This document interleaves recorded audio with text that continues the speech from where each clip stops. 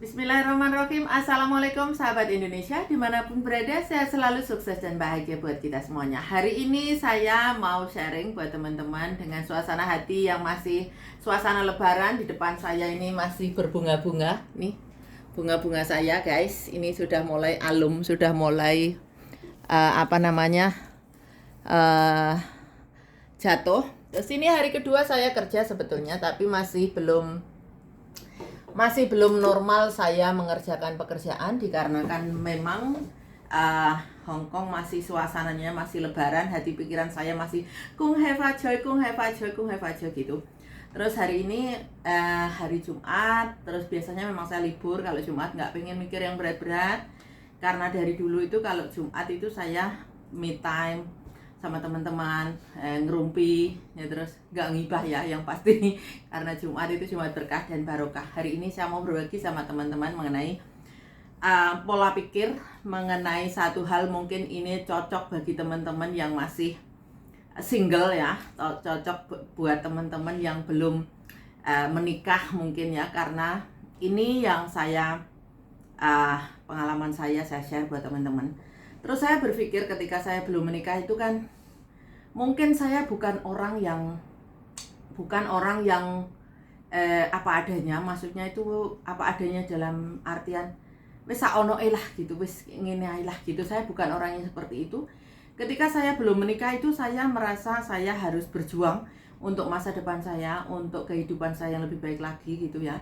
Karena memang saya anak nomor 1 teman-teman, jadi saya harus support finansial keluarga, saya harus support secara adik-adikku kan masih sekolah gitu kan, akunya sendiri sudah lebih dulu bekerja gitu. Jadi untuk itu saya itu mateng pada keadaan, mateng dalam keadaan pola pikir saya, mateng dalam lingkungan saya sendiri gitu ya teman-teman. Dikarenakan mungkin saya bukan merasa pinter sih, merasa saya harus menempatkan diri saya ini akan seperti apa gitu. Karena anak nomor 1 itu kan nggak gampang ya, nggak seperti anak bontot, nggak seperti adik-adik gitu yang mungkin ada Mbak Es yang diajak bisa support secara mental, secara finansial gitu ya. Terus dari situ kan akhirnya saya berpikir bahwa untuk kehidupan saya sendiri nantinya akan seperti apa gitu ketika adik-adikku sudah gede, saya sudah kerja, terus akhirnya saya menikah gitu ya. Di dalam pernikahan itu saya berpikirnya begini, bahwa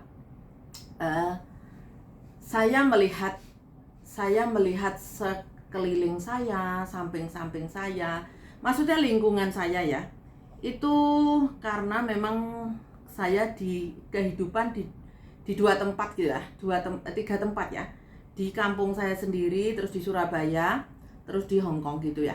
Sebelum menikah kan sudah kesini, jadinya kan tahu gitu, 3 tempat yang berbeda ini ada yang saya terus membandingkan, akhirnya membandingkan, Nganjuk itu seperti ini, Surabaya itu seperti ini, maksudnya pola hidup, terus Hong Kong itu seperti ini. Saya bukan menghadap kemana, tapi saya lebih menghadap ke diri saya sendiri akan seperti apa gitu ya. Ini mungkin konten cocok buat teman-teman yang belum menikah, karena ketika itu pikiran saya sekarang sudah 40 lebih ya, sudah kepala 4, jadinya makan asam garam hidup itu sudah banyak. Kenapa saya share dan berbagi buat teman-teman? Siapa tahu apa yang saya share ini bisa menginspirasi teman-teman, mungkin bisa membuka pola pikir teman-teman yang mungkin memang belum masanya setua saya gitu ya. Ketika muda saya berpikirnya begini, saya bukan orang yang menikah aja gitu, enggak. Saya bukan orang yang punya anak aja gitu. Kalau di desa saya umumnya itu menikah aja, punya anak aja, lain-lainnya nanti nggak tahu gimana gitu. Tapi karena saya hidupnya di Surabaya, terus apalagi ketika di Hong Kong itu kan mengerti bahwa hidup itu begini gitu loh. Saya ngelihat orang-orang Hong Kong itu anaknya nggak banyak-banyak ya kan. Di Surabaya pun anaknya nggak banyak-banyak, mungkin 2 atau 3 gitu, itu sudah ini gitu. Terus dari segi secara ekonomi, secara pendidikan itu pikiranku sematang itu gitu loh pikiranku teman-teman. Jadi kan nggak nggak asal nikah aja, beranak aja gitu kan, nggak begitu gitu. Terus dari situ kan ketika saya menikah, saya tinggal di Surabaya. Terus saya beberapa tahun menikah itu belum punya anak karena memang saya merasa secara finansial saya merasa belum cukup gitu. Terus saya rundingan bahwa kita punya anak itu kan harus ini, harus itu gitu. Kebetulan saya bukan orang yang berpikir sempurna, tapi saya berpikir bahwa ketika aku punya anak jangan sampai secara finansial aku ngedrop, terus anakku nanti nggak kopen atau anakku nggak terawat atau bagaimanapun lah gitu. Jadi ketika saya memutuskan punya anak itu, saya terus berpikir untuk masa depan anakku nanti akan seperti apa gitu. Jadi ketika aku memutuskan punya anak itu mempersiapkan banyak hal gitu ya. Jadi saya nggak bisa beranak aja nanti siapa yang terjadilah, itu nggak bisa.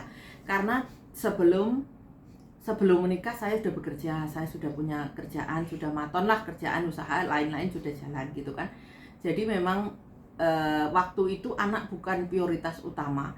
Jadinya saya punya anak itu usia saya sudah Angelisa itu saya kepala berapa ya? Enggak, mungkin 28. Ingatku usiaku 28 waktu itu ya. Sekarang usiaku 28 ya. Aku 28. Jadi aku punya anak itu usia 28. Terus dari usia 28 itu kan usia yang mateng ya. Usia yang mateng jadinya ketika punya anak itu mempersiapkan betul, ini anak nanti sekolahnya gimana, pendidikannya di mana. Ketika itu kan aku di Indonesia, jadi aku nggak berpikir di Hong Kong gitu, nggak.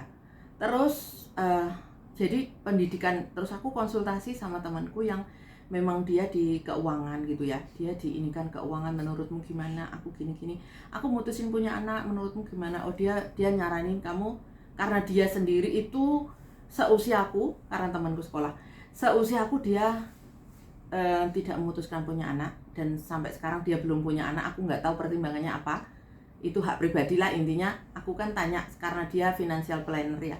Terus akunya gini, ya alhamdulillah punya teman-teman yang ngarahkan gitu.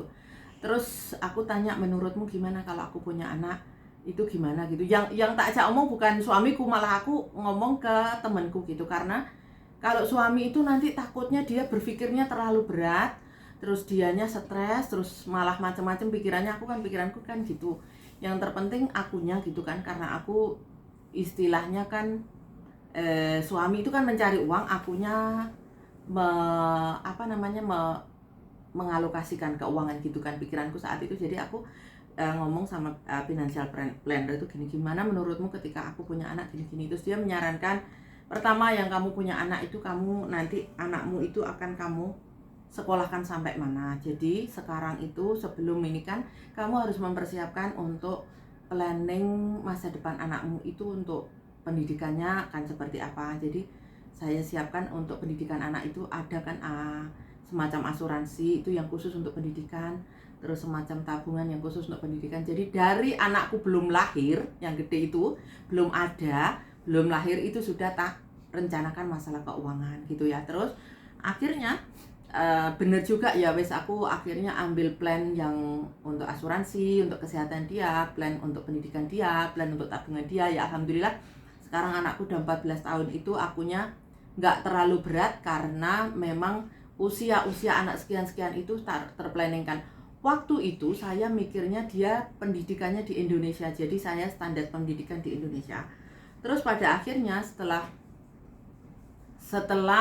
anakku setahun lebih, aku mutusin pindah ke Hong Kong gitu kan, karena pertimbangan banyak hal waktu itu, kesehatan bapaknya dan yang lain-lain. Ya wis lah, kita pindah ke Hong Kong. Terus akhirnya setelah pindah ke Hong Kong, akhirnya saya kan terbuka untuk Hong Kong harus begini, ini harus begini gitu. Ternyata secara otomatis, secara jujur saat itu saya itu nothing gitu, saya nggak punya pemikiran yang cerdas. Tapi ternyata menjadi seorang emak itu ternyata harus memplan satu-satu, ini anakku nanti akan seperti apa gitu. Memang aku kerja dan cari uang, suamiku juga kerja cari uang, cuman ini anak nantinya akan gimana kan untuk pendidikannya, untuk masa depannya kan gitu. Jadinya alhamdulillah meskipun di usia aku 28 tahun aku baru punya anak, terus yang anakku yang kedua itu malah usiaku piro teman-teman. Ngerti gak usiaku piro Mbak? 38 aku lagi kan gak kepikiran kalau hamil lagi. Aku memang gak ada KB ndak apa aku ndak gitu. Terus tiba-tiba anak, tapi akhirnya kan planningnya berubah lagi gitu ya. Terus planningnya berubah lagi dari anak pertama planning begini, terus anak kedua kan punya plan lain lagi ceritanya gitu. Terus akhirnya dari situ oh ya anak kedua itu bukan nggak diharapkan, nggak, tiba-tiba ada aja. Jadi kan kita, pikiranku kan wis tua Mbak, jadinya terus akunya kok tiba-tiba ya sudah, akhirnya berpikir gimana caranya anakku itu nantinya tidak sengsara di kemudian hari. Maksudku sengsara dalam artian paling tidak warisan bagi orang kota gitu ya. Kalau di desa kan sekolah nggak usah tinggi-tinggi lah, itu ibu saya bicara. Kamu kan perempuan, ngono lah bahasa Jawa nih gitu, pakai bahasa Jawa ibuku. Terus perempuan pendidikan nggak usah tinggi-tinggi, yang penting kamu nantinya akan di dapur gitu kan. Terus ini kan, tapi karena saya pindah dari SD pindah ke Surabaya, jadi kan pikiranku sudah berbeda. Terus setelah itu kondisi setelah sekolah lain-lain kan pikiran terbuka lebih ini kan. Terus mulai bekerja pikiran juga lain lagi gitu. Ternyata memang kita harus mempersiapkan dari banyak hal. Terus kadang-kadang sampai saya itu merencanakan sesuatu dulu ya. Ini cerita adikku misan, kakakku misan itu, aku pengennya dia bantuin aku biar dia di Indonesia, aku di Hongkong gitu kan pikirku. Ternyata nggak nutut, nggak nyambung, karena memang usianya nggak sampai situ gitu. Pikiranku kan supaya oh dia biasa sambil kuliah, bisa sambil belajar. Ternyata pikirannya dia nggak seperti itu. Pikirannya dia aku mau nikah aja selesai cerita gitu. Ternyata memang pola pikir itu beda gitu. Terus ketika pindah ke sini, anak yang kedua pun juga merencanakan bagaimana supaya anakku ini kedepannya itu tidak sampai, maksudnya akunya siap secara finansial. Jadi anak lahir itu sudah tak siapkan asuransi, tak siapkan dana pendidikan gitu. Jadi bertahap kan. Terus judulnya sampai sekarang itu alhamdulillah dana asuransi dan dana pendidikannya itu nggak keputus, maksudnya terus berjalan. Terus akhirnya aku berpikir ketika anakku umur 18 tahun dia harus kuliah, dia harus ini kan. Jadi kan dana sudah ada, jadi kan saya nggak bekerja keras untuk itu gitu loh. Maksudku berbagi sama teman-teman supaya ketika sebelum punya anak, yang bagi yang belum punya anak ya, itu direncanakan benar-benar. Terus kecenderungan di Indonesia itu kan gini, punya anak itu punya rezeki sendiri. Masalahnya memang anak punya rezeki sendiri itu iya, tapi kan tidak mungkin kita tidak merencanakan sematang-matangnya, karena satu, kita tidak selalu sehat ya teman-teman. Kita tidak selalu bekerja, kita tidak selalu berkecukupan secara finansial. Kita tidak tahu apa yang terjadi. Namanya orang, kalau saya berpikirnya itu sampai aku berpikir anak belum lahir, pikiranku sudah 18 tahun. Kemudian apa yang harus aku lakukan gitu, yang sepanjang itu, sedetail itu sayanya gitu ya. Terus kalau di Indonesia, saya sendiri kan 5 bersaudara. Terus saya melihat kalau saya nggak keluar dari kampung, mungkin saya nggak lebih baik dari diri saya di rumah. Kalau misalkan di rumah mungkin saya masih ya nothing gitu, mungkin yang sawah, mungkin tandur gitu kan, selalu tak ingat-ingat. Makanya aku bersyukur keluar dari rumah itu pikiranku kebuka, hatiku kebuka, terus cara pandangku berbeda, cara berpikirku berbeda. Terus menyikapi jiwa kita sebagai perempuan gitu kan. Kalau di Indonesia mungkin ya mungkin saya seorang ibu rumah tangga yang harus ngurus anak, seperti itu, nggak kerja. Tapi saya nggak bisa, memang dari dulu sebelum saya menikah pun saya sudah punya kerjaan matang, bahwa ini pekerjaanku dan aku akan meneruskan pekerjaanku, karena bagiku pekerjaanku ini adalah ibadah bagiku, perjuanganku. Jadi ketika aku harus punya anak, itu bahasa yang sebelum menikah itu sama calon-calon itu gitu ya. Teman-teman kan guyu-guyu. Lihat aku cerita sama calon-calon begitu. Jadinya aku ngomong, ketika kita menikah, aku maunya tetap bekerja, kamu bisa apa enggak? Pertama itu. Terus karena aku sudah punya pekerjaan dan enggak mungkin pekerjaanku bidang ini tak tinggalkan. Ini 20 tahun yang lalu saya cerita ya. 22 tahun yang lalu lah. Enggak mungkin pekerjaanku ini tak tinggalkan begitu saja, pertama. Kedua, aku tidak bisa menjadi ibu rumah tangga yang full time. Maksudnya aku full jadi ibu rumah tangga nggak bisa, tapi aku akan selalu ada. untuk pekerjaan. Terus calonku tuh bilang ya waktu itu ngomong, terus gimana untuk rumah tangga? Rumah tangga yang pasti aku akan mempersiapkan orang yang menggantikan yang harusnya tak kerjakan. Saat itu anakku masih kecil, ada babysitter sendiri. Kalau tenaga bersih-bersih lain-lain banyak anak lah gitu kan. Anak-anak kita yang proses itu kan training, harus latihan kerja dan yang lain-lain itu kan nggak perlu tenaga. Jadi pikiranku sudah segitunya gitu. Jadi nggak semua orang bisa nerima karena prinsip di Indonesia itu maunya perempuan itu di rumah kerja ngurus anak. Sedangkan saya nggak bisa. Saya udah clear ngomong bahwa saya nggak bisa. Dan saya satu hal lagi yang membuat orang Indonesia itu orang Indonesia itu nggak terbuka hal di sini. Bagi saya orang tuaku nomor satu. Aku selalu bilang gitu. Bagiku orang tuaku nomor satu. Jadi aku nggak bisa menomorsatukan kamu, maksudnya calonku saat itu ya, nggak bisa menomorsatukan kamu. Jadinya orang tuaku tetap nomor satu. Ketika orang tuaku membutuhkanku, aku akan menomorsatukan orang tuaku. Jadi kamu sanggup nggak jadi maksudnya jadi pendampingku, tetap di sampingku, tapi bukan yang nomor satu. Karena yang nomor satu itu orang tuaku. Ternyata di dalam agama Islam itu tidak begitu ya. Jadi ada perbedaan di situ. Terus ada perbedaan di situ. Kita nggak deal di situ karena harus ini harus itu. Terus saya bukan orang yang bisa melayani maksudnya melayani itu melayani yang begini ya, melayani misalkan nyiapkan baju untuk suami. Terus setauku kalau di Indonesia begitu ya, iya mbak. Nek bojone arep kerja disiapkan, terus disiapkan sarapan, disiapkan dengo-dengo gitu ya. Lah nek saya minta maaf karena saya seorang pekerja, jadinya saya ngeplan sarapan jam berapa ini, kita sarapan duduk di meja ya, semua harus siap meskipun saya nyiapkan, tapi ya saya sekedar bantu-bantu gitu loh. Jadi ternyata begitu tuh nggak membuat laki-laki nyaman loh Pak. Ini cerita ada orang di depanku, jadi sambil ngomong, ternyata hal itu tidak membuat laki-laki itu nyaman. Ternyata maunya laki-laki itu saya nyiapin makanan untuk dia, saya masak untuk dia nggak mau disiapin JJ-nya, disiapin makan itu ternyata nggak bisa. Terus ya mungkin dari faktor lain-lain juga sih, ternyata nggak pas di situ. Ya sudah, saya berkorban, saya harus bangun pagi, saya harus nyiapin, terus akhirnya ya sudahlah, itu masa lalu ya. Terus Indonesia itu seperti itu gitu loh, jadi anunya seperti itu. Terus ketika saya pindah ke Hong Kong, bapak itu juga nggak berbedaan. Kalau dulu sebelum menikah gitu bawain tasku gitu kan, maksudnya di Indonesia itu dia ngelihat orang Indonesia itu nggak ada yang peduli sama istrinya gitu loh. Terus ngapain kamu peduli? Kalau kamu nggak peduli, aku cari orang Indonesia aja. Jadi di orang Indonesia kan nggak ada yang bawain tas, bawain apa gitu kan, nggak ada. Maksudnya yang begitu care gitu kan jarang ya. Sing blonjo lah, sing opo. Ketika kita hidup di Hong Kong itu sangat berbeda gitu. Mungkin memang dari tata cara, tata kromone wong Indonesia kali ya. Tata krama orang Indonesia itu mungkin memang kita takdirnya itu harus melayani suami. Takdirnya harus seperti itu. Jadi makanya saya nggak deal gitu di situ ya. Saya nggak deal sama yang calonku yang Indonesia itu karena memang kita nggak ini gitu. Dia maunya aku harus full time, terus aku harus ngelepas kerjaanku, terus nggak bisa. Aku bilang aku nggak bisa ngelepas kerjaanku karena ini kerjaan yang nggak bisa dilepas. Saya harus ada di dalamnya. Saya harus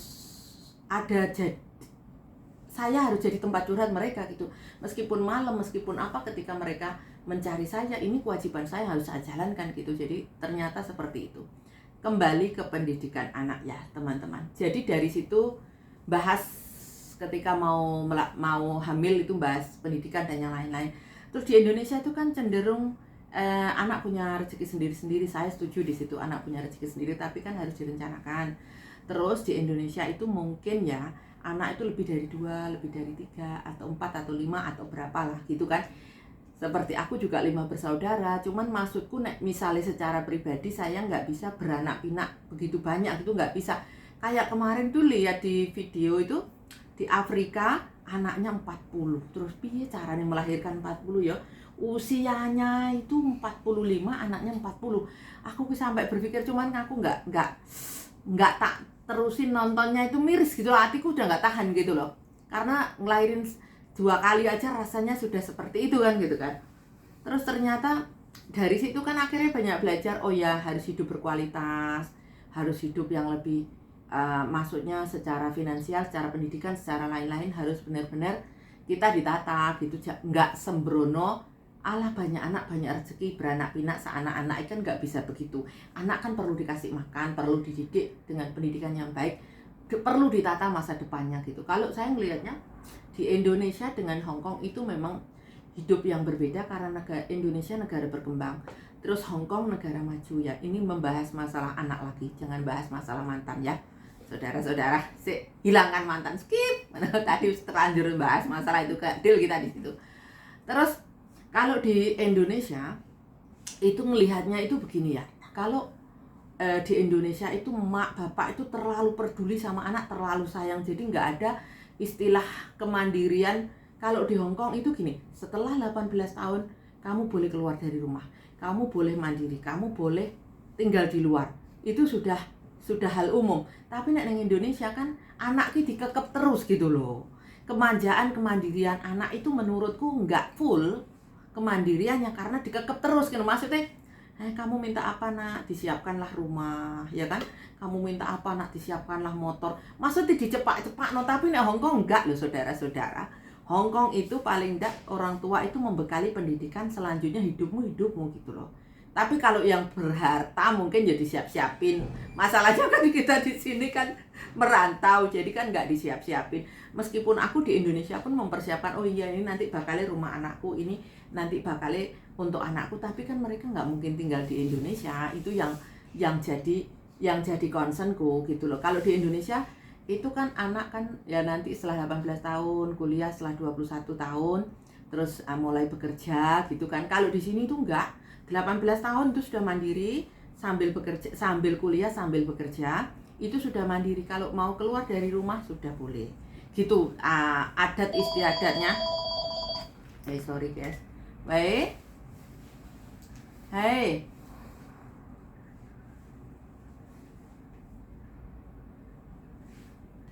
Ya jumpai lah leko lela. Alah bye. Bapak telepon. Jadi kemandirian anak itu cenderung masih mak-makne. Ngerti maksudnya mak-makne? Apa mak belikan ini, mak belikan itu gitu. Jadi kemandiriannya itu aku ngelihatnya nggak begitu lepas ya. Entah itu anak cewek atau entah anak cowok, apalagi yang anak-anak itu curhat itu, wah anakku begini bu, anakku begini bu, anakku begini gitu. Terus aku selalu ngomong, mungkin salah ya ngomongku mbak, anak kalau di atas 18 tahun itu sudah tanggung jawab pribadi. Jadi jangan membebani orang tua, anaknya dikasih tahu gitu loh. Nah anakku wis tak clear, kamu 18 tahun bisa memutuskan apa yang kamu mau gitu. Jadinya aku mempersiapkan diri untuk anakku itu dari masih mulai bikin ya, dari mulai bikin itu sampai 18 tahun itu tak persiapkan banyak hal. Tapi setelah 18 tahun saya bilang sama anakku, setelah kamu 18 tahun kamu bisa menentukan masa depanmu sendiri, kamu bisa menentukan hidupmu sendiri. Itu plannerku, itu cara pola mendidikku gitu. Tapi aku ngelihat anakku 3 bu, semua udah tak bikinkan rumah sendiri-sendiri. Terus anaknya nggak mau kuliah ya sudah, hanya SMA aja. Terus dia sudah menikah, sudah punya anak gini. Terus kita harus paham bahwa kita ini juga punya masa tua ya. Terus karena nggak selalu masa tua itu, ketika kita masa muda seluruh tenaga biaya segalanya buat anak, ketika masa tua apakah anak masih apakah anak akan inikan kita gitu loh, paham maksudnya? Aku tekon sih seandainya kita sudah nggak kerja, apakah anak masih akan peduli sama kita kalau kita nggak mempersiapkan dana untuk pensiun sendiri? Kadang ada anak yang bener, kadang ada anak yang nggak bener. Masalahnya kalau anak kita laki-laki dikuasai sama cucunya. Oke guys, ojo dawa-dawa, nggak tekan titi. Oke, kita nanti bahas selanjutnya, kita bahas untuk masa pensiun kita. Hari ini masa perencanaan, masa anak, pendidikan, masa depan setelah 18 tahun. Nanti setelah 18 tahun kita bahas untuk supaya anak itu setelah 18 tahun itu tanggung jawab kita. Tanggung jawabku menurutku ya, bukan tanggung jawab kita. Itu hati dan pikiranku begitu. Anakku cewek-cewek, tapi aku mendidik dia untuk mandiri. Anakku sudah masih SD aja sudah bisa masak sendiri, sudah ini meskipun kita ada cece. Tapi kan nggak selalu harus tergantung sama orang lain. Gitu maksudku teman-teman. Oke teman-teman, sharingnya sudah 25 menit. Nanti disambung lagi untuk sharing masalah pensiun kita akan dibawa kemana. Apakah kita akan kemana-kemana? Ya, ikuti video selanjutnya. Thank you semuanya, jangan lupa like dan subscribe. Semoga channel ini bermanfaat bagi teman-teman semuanya. Sukses dan bahagia buat kita semua. Assalamualaikum, bye-bye.